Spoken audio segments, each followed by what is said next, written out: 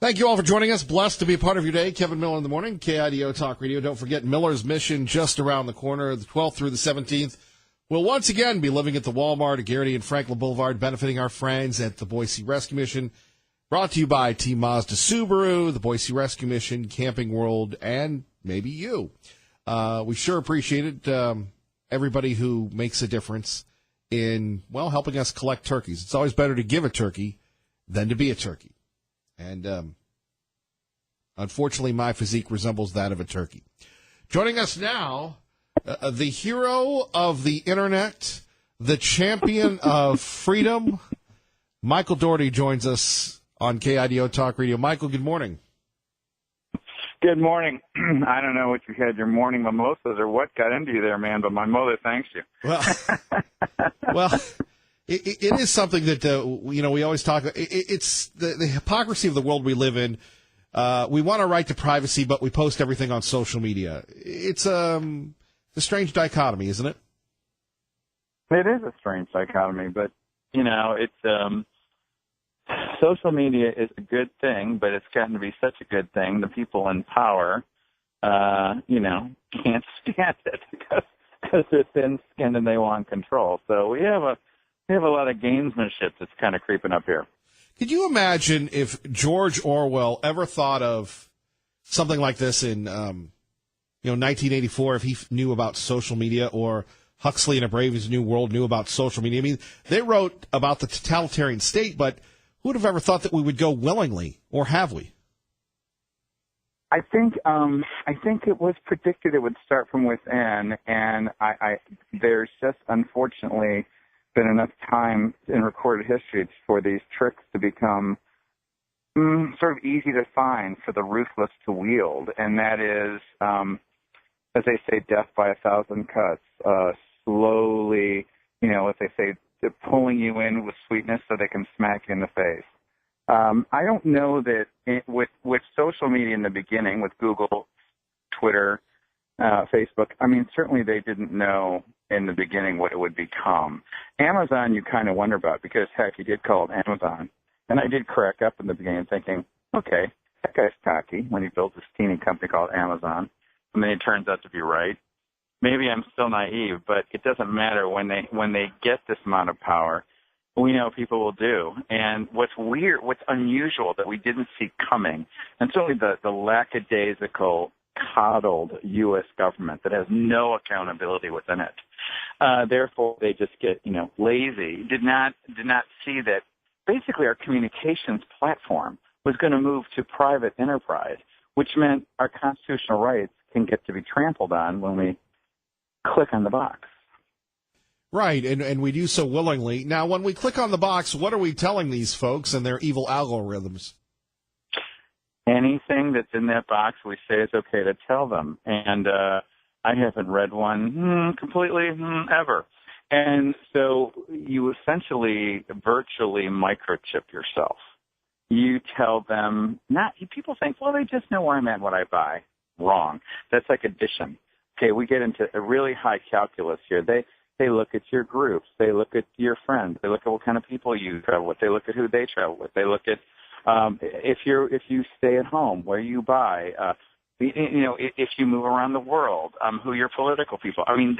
They can just, and then they do it with cross-relational database, software. So you are talking, you are analyzed and dissected any which way but Sunday, and not by human beings, but by computers. And you go, oh, I get to use your service for free, so that's okay. Because you don't know, really. We're just finding out now. Boy, talk about creep. Big time. When they're creeping on you.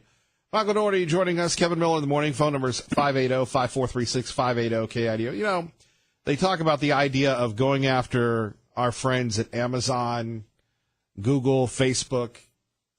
Does the federal government have the resources to do it, or the will? Oh, sure. The will?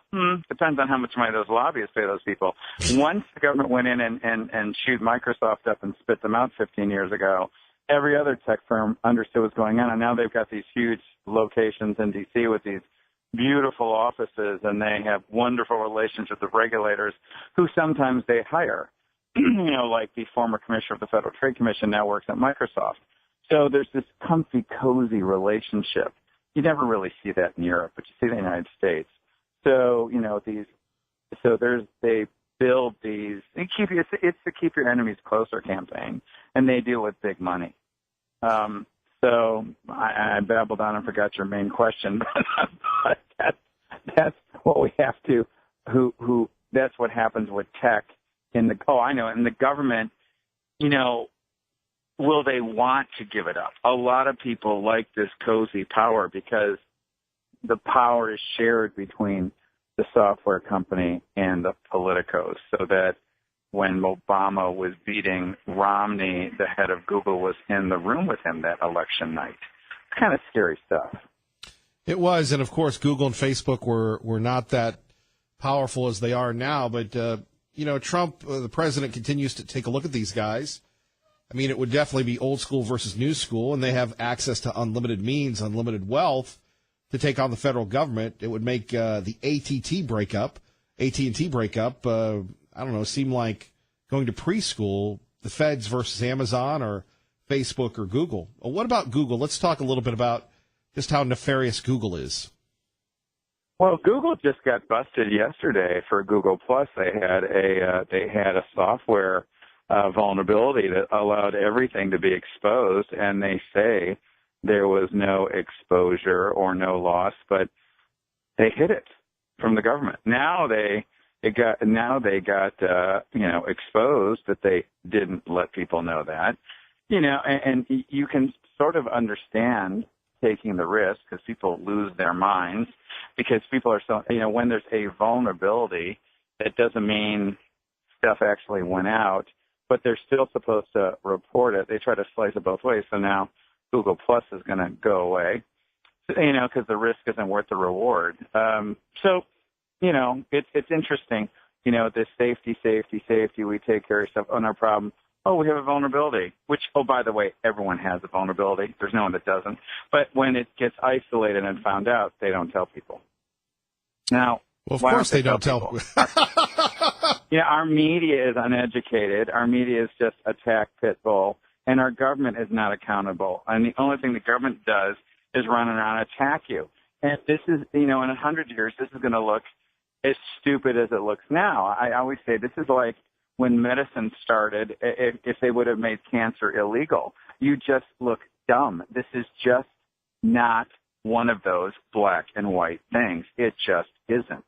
And when the government doesn't build any type of collaboration or offer any leadership to protect the commerce of the country, and at the same time they sort of partner up with the bad guys by whistling past the graveyard, why wouldn't you just not say anything, right? I mean, look what's happened to Zuckerberg since he testified in front of Congress. Oh, nothing. They just have these theater hearings and people assume something's going to happen and nothing does. Our great friend Michael Dougherty joining us. So it comes down to this. I've been waiting to talk to you, by the way. Is it ever possible to have a conservative Facebook? I don't think so. I don't think it's possible to have a conservative, one type of party, anything. We do in a way because people are in their chambers already, but you're not going to, especially as conservatives.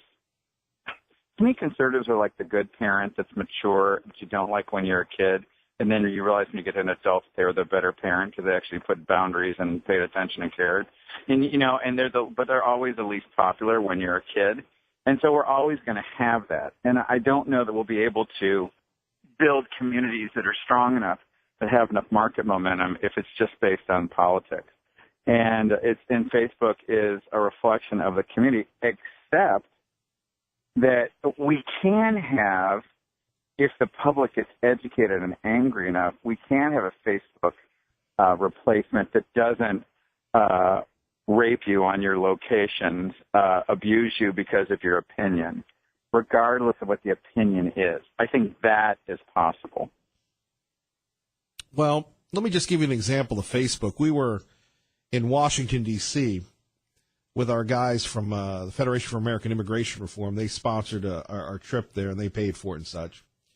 And there's a guy named Robert Spencer who's over at Jihad Watch, like you, best-selling author, not as funny as you, but you know what I'm saying. You have Michael, you have a charm unique to us here. So a buddy of mine who runs a station in Birmingham, Alabama, they posted on Facebook, hey, said morning show host with Robert Spencer of Jihad, or not even that, just named his book that's been published and all this. Within 10 minutes, Facebook flagged him and took it down. It's political. You believe that? Oh, listen. Okay, I can't believe it. When I won my case and the Wall Street Journal wrote an article about my case, and I posted it, they took it down as political speech. I had to go through all this hoop jumping, which I did, but I never put it back up. I just kept it for the future because this is how they're protecting themselves. The question is, is it an equal political filtering company, or is it just a conservative filtering company? And I think it's an algorithm. I think it's artificial intelligence. That's how it's moving so fast, because it's also broad and ignorant. Computers are broad and ignorant. They have no frame of reference. They have no intuition. So there has to be a sort of a program of words. So I'm sure Jihad freaked it right out. I mean, the second you say Jihad, I'm sure the bells went nuts, you know? Sure. So, and then they put you through this bureaucracy, and there's no way getting around it unless you just want to take it or leave it, which is what Facebook and everyone else, Twitter, all of them are like, take it or leave it. And this is the problem because they're a private company, meaning they're a publicly traded company, but they're not the government. So, you know, the Constitution, the Bill of Rights are not sitting there in play. And so, you know, take it or leave it. Michael Daugherty, if people want to get a hold of you, what can they do? Well, the MichaelJDaugherty.com, which is the devil inside the beltway.com. And they're on Facebook and Twitter, and just enjoy the show as I try to expose the machinations of lazy bureaucrats. Well, thank you, Michael. We appreciate you. Keep your powder dry. All right. Good talking to you. All Have right. a good day. Thank you, Michael Daugherty, joining us. Let's go to Liberty Linda joining us now. KIDO Talk Radio. Good morning, Liberty Linda. Good morning, Kevin. You know, I was so thankful to hear the applause they received last night. And I was hoping the whole Kavanaugh family knew the majority of the American people were clapping just as enthusiastically in their homes for them. I especially liked the way Mrs. Kavanaugh was looking so proudly at her husband as he was sworn in. And it was a happy evening to one of the worst events we were put through as well. So anyway, Kevin. Well, you know, that, and by the way, for people that are not aware of this, you know, the President of the United States, and what you're referencing, Liberty Linda, is he did something really unprecedented last night. And, you know, you have a lot of people that are mad about this. Let me play a couple clips here, Liberty Linda, and let you react to them. Here we go. I would like to begin tonight's proceeding differently than perhaps any other event of such magnitude. On behalf of our nation, I want to apologize to Brett and the entire Kavanaugh family for the terrible pain and suffering you have been forced to endure. Those who step forward to serve our country deserve a fair and dignified evaluation, not a campaign of political and personal destruction based on lies and deception. There we have it, apologizing to Brett Kavanaugh and his family, just like you said. He isn't the ordinary president. He is unique. He is one of us, and that's why we love him so much. And especially after what we the people have gone through with them in this whole terrible thing in our nation. You know, it's so refreshing to hear someone with honesty get up there and say something that we are feeling in our homes, in our hearts. Anyway, thank you for playing that back. It was just absolutely wonderful to see justice last night. How about that, justice? Well, I'm with you, but the libs are mad. Oh, I know. It's just crazy what's going on in our nation. But I wanted to mention one thing, you know. You mean I'm not the only one that yells back at their television. I thought I was the only one. Thank goodness there's someone else out there that does that. Indeed. You know, Kevin, you are our psychoanalyst. You know, I think we'd all go crazy if we couldn't call into your show. Well, thank you for that. Now, you want to talk about Dr. Alquist? Well, how did you know that? You're a mind reader, too. Either that or I'm reading the notes that Ray Amaya left me, but go ahead. Oh, yeah, those notes. Yeah, of course. Anyway. No, I think that Dr. Alquist should run for president after President Trump serves his 8 years. And wouldn't it be fun for us to have some debate parties for an Idahoan that's running for president? Wouldn't that be fun? Are you still sticking to your prediction that he's going to be the president, Dr. Alquist? Let's wait and see. I think possibly he may do that. And I think how wonderful it'd be to have an Idahoan as president of the United States. And, you know, I just always felt that. And so we just have to wait and see. Isn't this exciting? Well, I think he's up to something. And I've said that for a long time. And, you know, he worked too hard and has always worked hard. Yeah. You know, now he's got that big Kristen Armstrong Fitness Center. He's also got the new development on Chinden and Meridian, not to be confused with the development, I think, in Boise. You have to wonder what's next for Tommy Alquist. Well, he's dabbled in everything, and I think the presidency should be the next thing he dabbles in. And I think he'd be a great president. So if he's listening this morning, yeah, maybe if like he's listening, he does. He listens to your show. You know, it'd be nice to get him on if he's listening. I'd love to have him in here and find out what his plan is. I think that would be wonderful. Yeah. Maybe he's listening. Maybe he'll call in tomorrow or something, or maybe today. Maybe. Hey, this is the best place to call in. Liberty Linda, we love your objectivity. Thank you. We love you, Kevin. Okay. We love Bye-bye. you. Take care. All right, Liberty Linda joining us. 580-5436, 580-KIDO. In the wake of the Senate confirmation process, my approach to life also remains the same.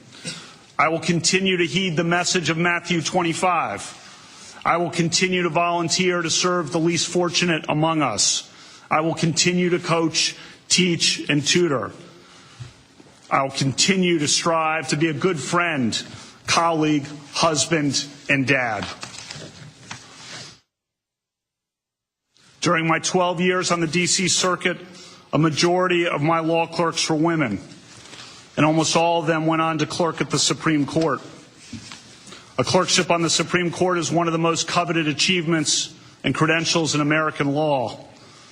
I'm proud that all 4 of my newly hired law clerks at the Supreme Court are women, a first in the history of the Supreme Court. Wow, we didn't hear that from the libs, did we? Didn't hear that from the old libs, did we? More coming up next. Your thoughts at 580-5436, 580-KIDO. Certainly different when you hear Brett Kavanaugh than when you hear about him. Kevin Miller, KIDO Talk Radio. Justice Kavanaugh, are you ready to take the oath of office? I am. Will you please repeat after me? I, Brett M. Kavanaugh, do solemnly swear. I, Brett M. Kavanaugh, do solemnly swear. That I will administer justice without respect to persons. That I will administer justice without respect to persons. And do equal right to the poor and to the rich. And do equal right to the poor and to the rich. And that I will faithfully and impartially. And that I will faithfully and impartially. Discharge and perform. Discharge and perform. All the duties incumbent upon me.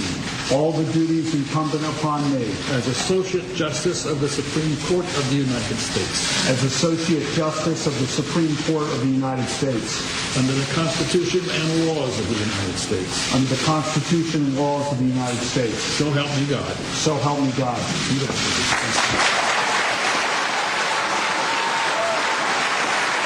And as we say, hashtag justice prevailed. To Doug in Mountain Home with Kevin Miller on KIDO Talk Radio. Good morning, Doug. Good morning, Kevin. Yeah, it's sort of nice to hear him get sworn in, wasn't it? It was a victory for all of us, sir. Yep. So the chaos hopefully is over for a little bit. I heard they're still protesting. but you're going to have that all over anyway. But I was just listening to Liberty Linda about Tommy Alquist, whatever his name is. I don't know what his background is, but I will say if he listens to the show, then I hope he's listening now, and I hope Little's listening to this, because I don't really care for him, because I don't care for what Otter's been doing, and I voted for him. So I mean, you don't know what you're getting into when you vote at times until you see, you got years past. But anyway, I hope you're listening, Little, because the people are pissed off. Excuse my language, but you guys better be doing what the constituents are wanting that vote you in. And Kevin, the other day I talked to one of my representatives, and I ain't going to say no names, but I had a good talk with him on the phone. And this thing with the Republican Party and for the governor's race, she said some of them are saying they ain't going to vote for Republican. They're voted all their life Republican, and they don't like him. So I hope you're hearing this, Little. And they're thinking about voting for a Democrat. And I hope people, the ones that said and called in and talked to your representative that said that, you better stop and think about who the Democrat is, because maybe you want to start smoking pot with them, because that's what they got for an agenda. Kevin, I don't get where my country's going to, but I hope I see that this November, I hope I see it coming back, and I pray that it does. And I think it is. I think people are fired up enough for the truth that this man has brought us, that God has sent, and nobody's going to tell me God hasn't sent him. He's not a perfect man, but nobody is, especially me. I'm probably one of the worst there is. But I ask God to forgive me, the Lord Jesus. So anyway, enough said. I really enjoy your show, and I know I say things that I shouldn't say, and forgive me for that. So anyway, keep up the good work, Kevin and Ray. Thank you. Thank you, Doug. Let's find out what's happening while you're sleeping. KIDO Talk Radio. Good morning, Doug. Out to Jeff Manasso, Fox News Radio, exclusively on KIDO Talk Radio in the Treasure Valley. Jeff, good morning. Hey, good morning, my friend. So the president in Iowa already getting ready for re-elect, or just stoking the midterm flames? Probably a little bit of both, but he's checking Iowa off the list of dozens of states that he's flying to and rallying the base and beyond ahead of the midterm elections. The president heads to Council Bluffs today for a rally at the Mid-America Center this evening, I think about 6:30 local time, and stumping for Republican Governor Kim Reynolds. He'll also be supporting Congressman David Young there, obviously ahead of the midterm elections. But he's also expected to keep a promise that he made to Iowa corn growers as it pertains to E15, that ethanol blend, which is not year-round. It's banned in the summertime. And so it's something the Trump administration has previously supported, a year-round use of E15, approval of that. And so we expect him to announce that he's going to scrap the banning of E15, the summer blend, which was thought to create more smog in the summertime. The EPA has pushed back on that. So this would be good news for corn growers, not only in Iowa, but throughout the Midwest. Well, the president, a lot of people wonder whether or not he can continue to carry states like Iowa and Michigan and everything else. Do you really think that the midterm is about him? I mean, Jeff, as you know, you've covered politics and news for years. Historically, the first midterms after a presidential victory are pretty rough for the incumbent party, or the party with the power in the White House. I think that there are people that want to make this about him, or perhaps the recent Supreme Court battle. But President Trump, as you know, Kevin, he's rewriting how it's done. Everything, every aspect of the presidency and how he gets things done, he's rewriting the book. So, will he keep, winning? As CNN even, had a headline, President Trump's, winning streak. He is winning. Our parents used to say, you vote by your pocketbooks, and, Sure. and by all accounts, the economy is booming, unemployment and all that. And I'm not going to get into it and be a talking point for the president, but the numbers are there. So, what do you do if you oppose the president? You perhaps make it about him, make it about other things. Try and divide and conquer. But the president, as you know, he's doing things completely different, and so we expect him to perhaps continue to spike the football at this rally in Iowa and beyond as we head into the midterms. On a totally unrelated note, you ever read any of Jeff Pearlman's books? He's written on Walter Payton, the Showtime Lakers. No, I haven't. He's written a new book about the USFL, and I don't know about you, Jeff. I loved that league as a kid. I just find it very entertaining and fascinating as a football fan. I don't know your thoughts on the old USFL, and we have two leagues coming up, the XFL and the American Football Alliance. You just have to wonder whether or not the NFL will get some challenge in the spring. Your thoughts? Well, I don't really have too many thoughts about it. When it came out, the USFL, I know Trump had a stake in that, and he, it went nowhere, and so that's about really all I know about it. Didn't really take too much time to digest it. Wasn't that huge of a fan. But with all of the division that we've seen of late in sports, it's plausible to think that something might the division that we've seen in terms of the national anthem and all that other kind of stuff, it might create a vacuum. It certainly is plausible. I will say this, though, numbers appear to be rising in terms of viewership because we're not seeing players kneel anymore, and that story hopefully is going away, for the love of the sport. Now, this is what I love about you, Jeff Manasseh. You have a life. I watch TV, so you don't have to. But if you ever want to see an uncomfortable moment involving then candidate Trump, he was interviewed for 30 for 30. They start with him, and it's called Small Potatoes, and it's about the USFL and his role in that league. Very fascinating. And you as a reporter, you might love that moment where, you ask that question and you see how the subject handles it. It's, at least for the first 5 minutes, I'd recommend it. I'll check it out. Jeff, thank you, sir. Thanks, Kevin. Our great friend Jeff Manasseh joining us. Kevin Miller in the morning. Phone number's here, 580-5436, 580-KIDO. They're not giving up.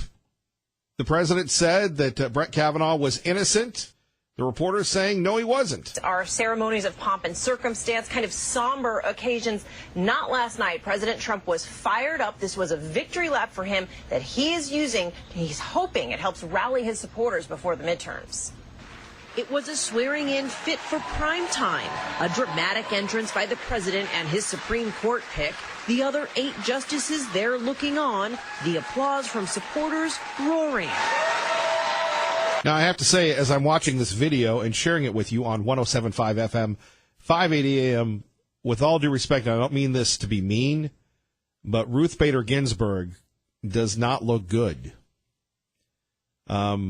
Obviously, we hope and pray for everybody's health. We want everybody to be healthy and happy.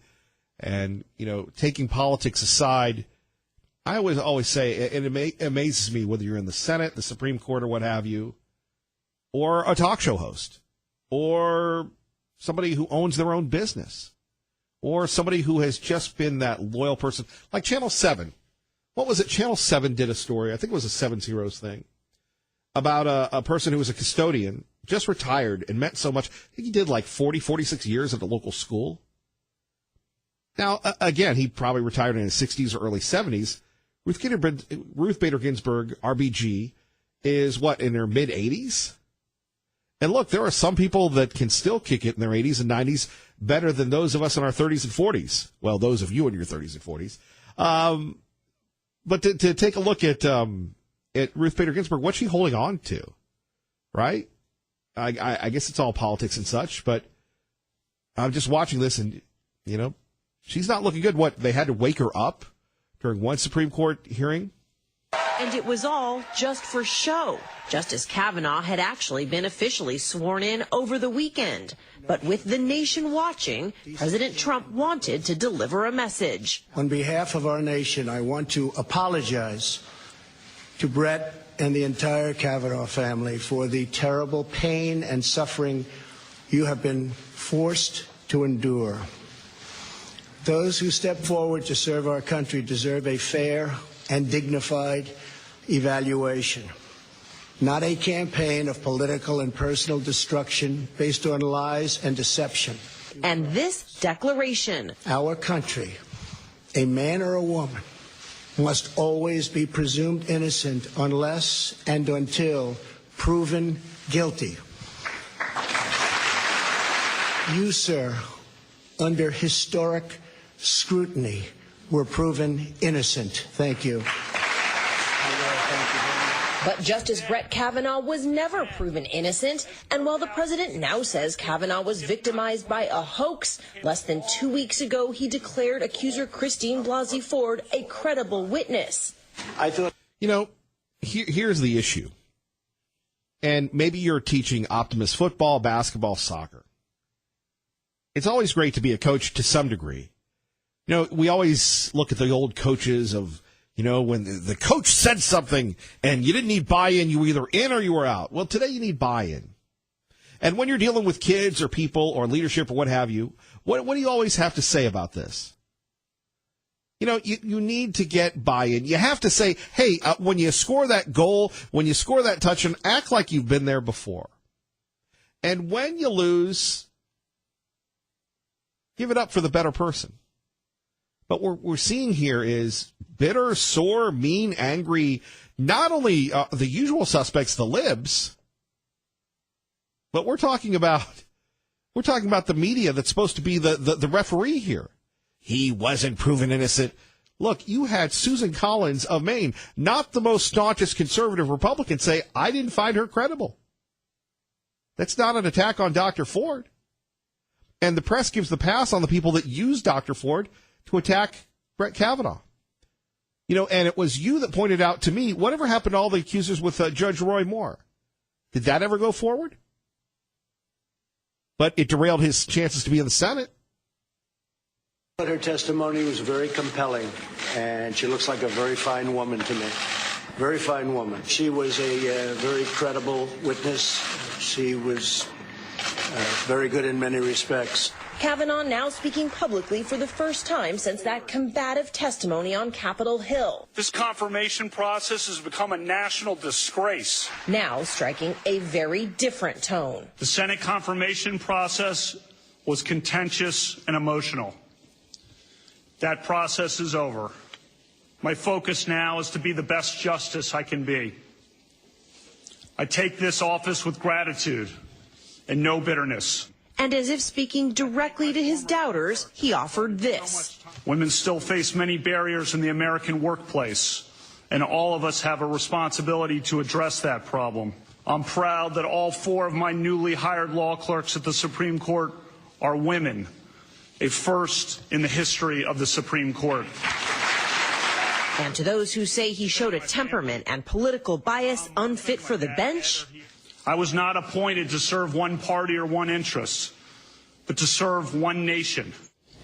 So, Cecilia, the justice now is striking the right notes now, of course, very different from his confirmation hearings. What the president wants is for everybody to remember Kavanaugh 30 days from now at the midterms.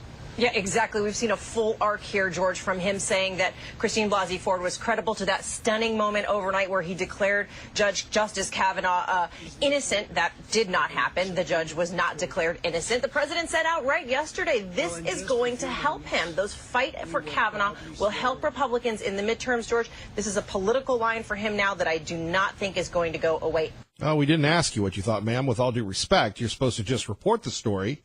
But at 580-5436, 580-KIDO, they still won't give it up. Let's go to Chris in Caldwell. Kevin Miller, KIDO Talk Radio. Good morning, Chris. Good morning, Kevin. How you doing this morning, sir? Just hearing Justice Kavanaugh be sworn in, I'm doing well. And you? Good. I can't complain. You brought up a really good point, and I know it's a little far from the Kavanaugh, but it's still right there. As you were talking about, kids doing the buy-in, and you were talking about winning. You've got to pretend like you've been there. You know what? One thing that has really gone wrong with this country now is I have several kids in sports, and I have several little kids or younger children that were in sports. Two of my youngest boys, 8, 9, back then they were 6 and 7, got them into little league wrestling. And at the end of the match, it didn't matter who was the clear winner, who was the clear loser. Everybody got a raise. And I was like one of the only parents out of 500 parents that went to the ref and said, no, wrong. My kid lost. My kid clearly lost. I said, wait. You're ruining everything right here. Part of being a good winner is learning how to be a good loser. And that is something that they are teaching our kids, and that's something that the left has not found out, is that or just ignored. Part of being a good winner is learning how to be a good loser, and we're losing. Well, Chris, thank you for sharing that story with us this morning on KIDO Talk Radio. All right. But a very valuable point. We're role models to kids wherever we are, to people wherever we are, and not just on social media. I'll explain next. Kevin Miller, KIDO Talk Radio. We've known less days to me. His words, my hope secure. There we have it. A vigil was held in Amsterdam, New York recently. Over 1,000 people coming to remember the 20 people who lost their lives following a deadly limo crash. And when we talk about politics and personal responsibility, I understand that you get that. But a message to some of the young people, and I never use really the term snowflakes. I don't judge people that do. But somehow we've got to reach them. And we've got to break this wacky, zany liberal spell over them. But more importantly, what we're hearing, these allegations coming out of New York concerning the limo company. And we automatically assume that people are responsible. Now, again, according to the stories and published reports it's developing right now, but the allegation is that the stretch limo, wasn't safe, the driver wasn't licensed. You just automatically assume, and it's been prom season or homecoming. I guess it's homecoming for a lot of people. And I know this because my wife deals with this a lot, where you have young people coming in, buying corsages and such. And I can always predict it like clockwork when there's going to be late nights for her work. And occasionally people will say, well, my son, my daughter, it was their first experience going to a prom, going to homecoming. And people that are in the kid business or in any type of business involving public service, public safety, should do their very best to ensure that the vehicle is safe, the driver is licensed, that he has a good safety record, that the vehicle could pass and has passed inspections. Now we're hearing that this stretch limo is kind of, again, allegations that it wasn't up to snuff. I know that you would never do that. And there are signs cropping up in neighborhoods across the Treasure Valley. I don't know if you've seen them, but it says, drive like your kid lived here. Boy, when I see those signs, it reinforces to me that I do drive like my kids, though I don't have any kids live there, right? So many times we get involved with work, life, fun, and it just takes one instant to destroy that. But who in their right mind, whether you're dealing with kids or adults, that are trusting you to do the right thing when it comes to just basic vehicle safety and competency, would just throw something together? My advice is just check people out when you have a limo driver or a town car driver for your kid. We would have never thought about that. Now people are saying we need national regulations. No, we just need common sense and responsibility. out of business owners, right? More on that in a minute. Traffic and weather together. Kevin Miller in the morning, KIDO Talk Radio. Good morning, Dave.